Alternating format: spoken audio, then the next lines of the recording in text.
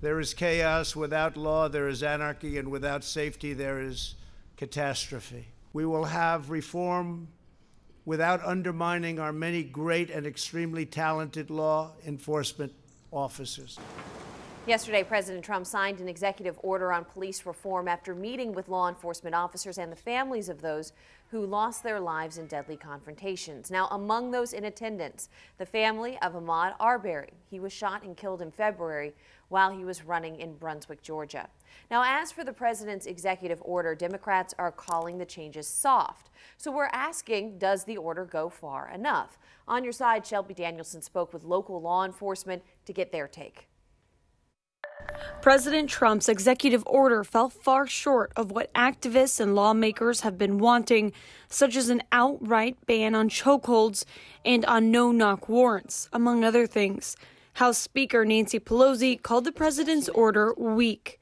We spoke with 3 different members of law enforcement, former and current, who all expressed support for the order, but also offered additional reforms. It's a start. I mean, you can add to it as it progresses and see how the first objectives are obtained and how you get to that point. First Coast News crime analyst Mark Bachman supports the president's executive order and says it can expand. Is it long overdue? Yeah, in some ways it probably is. There's some reform that needs to be definitely done there.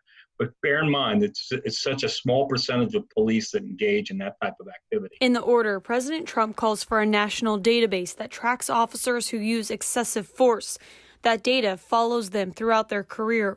He also prohibits chokeholds unless it's a life-threatening situation. He's also launching a partnership between social workers and police officers. Bachman also believes police need more de-escalation training and officer work histories need to be more readily available. The executive order that the president signed today was positive and reinforces the fact that law enforcement is extremely important to society, and without it, there'd be chaos. Fraternal Order of Police President Steve Zona supports the executive order and rejects the idea of defunding police departments. I think that's a radical idea, and I think the president echoed that. Palatka Police Chief Jason Shaw also supports the executive order. He believes it's important to reconnect with the community. It's a great idea to be able to assist and help weed out those bad apples that's consistently committing those heinous acts. If we put the best product we can put out there, then the more comfortable the people we serve will be,